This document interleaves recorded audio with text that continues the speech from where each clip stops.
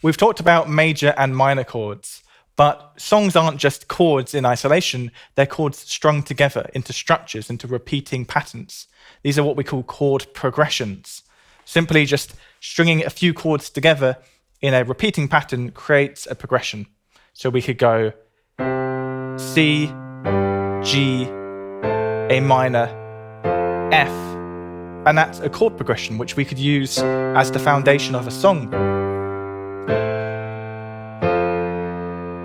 Now, certain chord progressions get used time and time again, and to make it easier to describe chord progressions, we sometimes don't refer to them by the actual chords that are getting used, like C, G, A minor, and F. We instead relate it back to the major scale, and we might describe it as 1, 5, 6, and 4.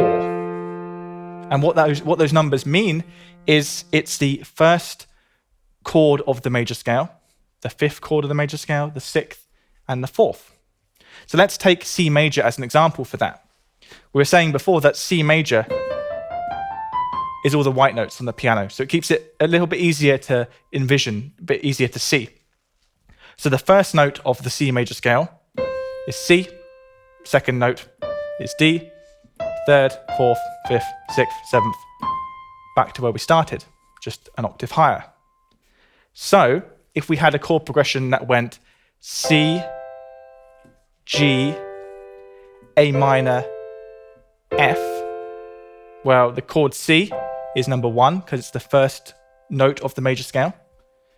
The chord G is built on the fifth note of the major scale, 1, 2, 3, 4, 5. So we call it the fifth chord, number 5. The next chord, A minor, is on the sixth degree, 1, 2, 3, 4, 5, 6. And same for the fourth degree, F. 1, 2, 3, 4. So it's 1, 5, 6, 4.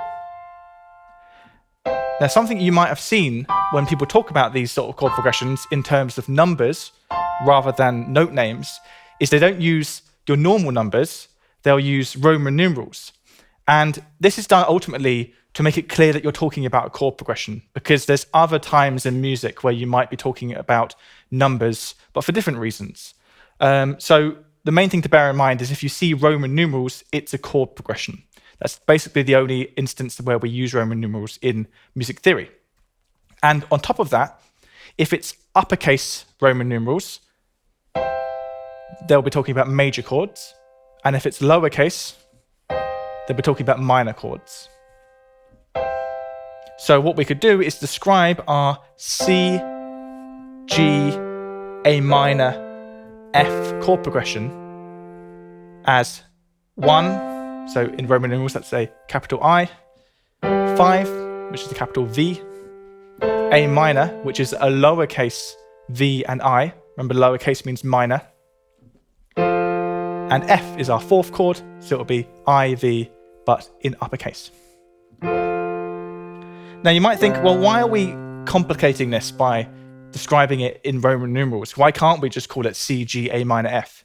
And you often can, but one of the reasons it's valuable to understand that these are chords 1, 5, 6, and 4 is because the relationships between those chords are the same no matter whether we started on C or on a different note. So, for example, if we did the first, fifth, sixth, and fourth chord, but starting on D, on our D major scale, we get this chord progression, which, as you can hear, has the same quality. It sounds the same, just that little bit higher, because we've started on D instead.